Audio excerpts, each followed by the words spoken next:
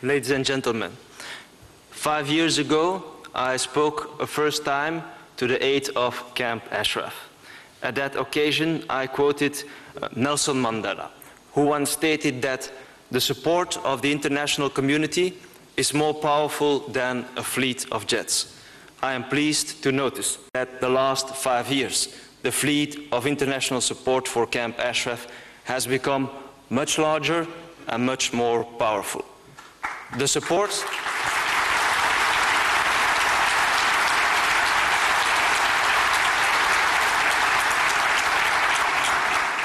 for Ashraf has grown, but also have the challenges it is facing, of which the killing of 36 residents on the 8th of April this year was the darkest moment till now. The weeks and months to come are crucial to Ashraf and its residents. Therefore, I am here today to call for even more international support.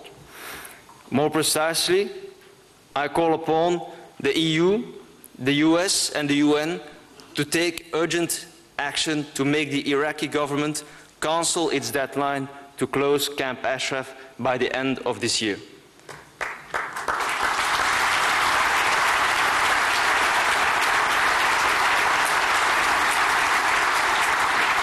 I call upon the UN to station a constant monitoring team at Ashraf to secure the protection and human rights of its residents.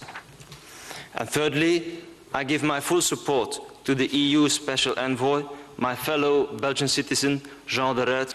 Ladies and gentlemen, 5 years ago, I also quoted Martin Luther King, who said that an injustice done anywhere threatens justice everywhere. That is why I have come here to renew my support for Ashraf. That is why, in a few days' time, I will assist as an international observer to the first truly democratic elections in Tunisia.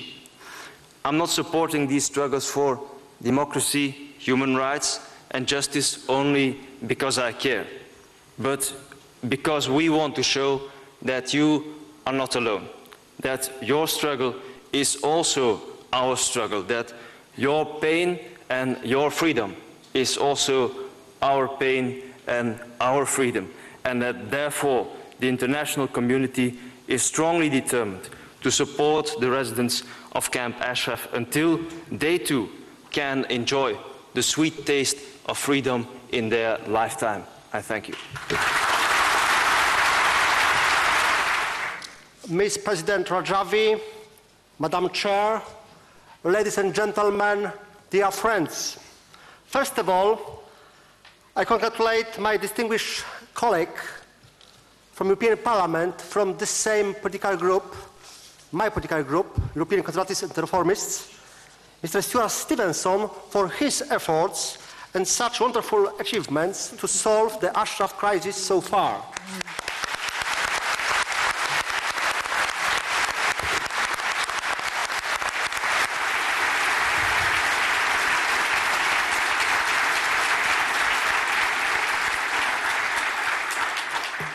Without these efforts, we wouldn't have reached a point that the UNHCR fulfills its commitments regarding Ashraf.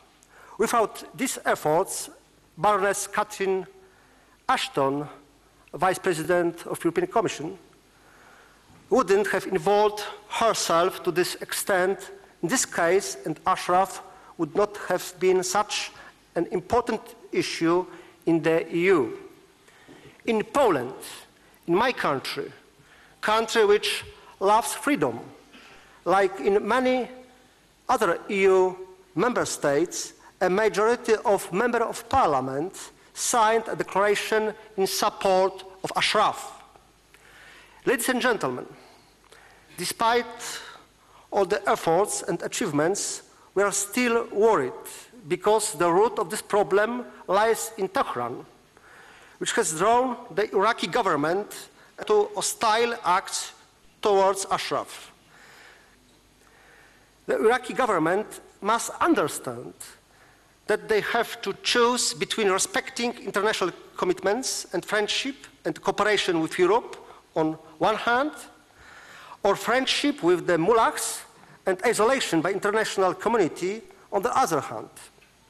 I wish to use this opportunity to express my strong, full support personally for Madame Rajavi and my brothers and sisters in Ashraf. Thank you.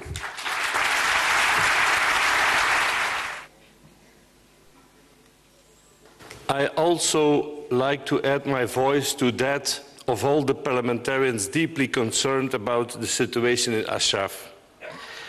The people of Ashraf have suffered greatly during the years. Nearly 50 innocent refugees have died as a result of deadly attacks by Iraqi military against the unarmed dissidents in the past 2 years. Iraq has obstructed medical equipment to reach to the camp after the deadly attack in April, which caused more deaths in the camp as a result of deliberate denial of access to medical aid. The residents are tortured on a daily basis by over 300 loudspeakers which blare nonsense and insults against the residents.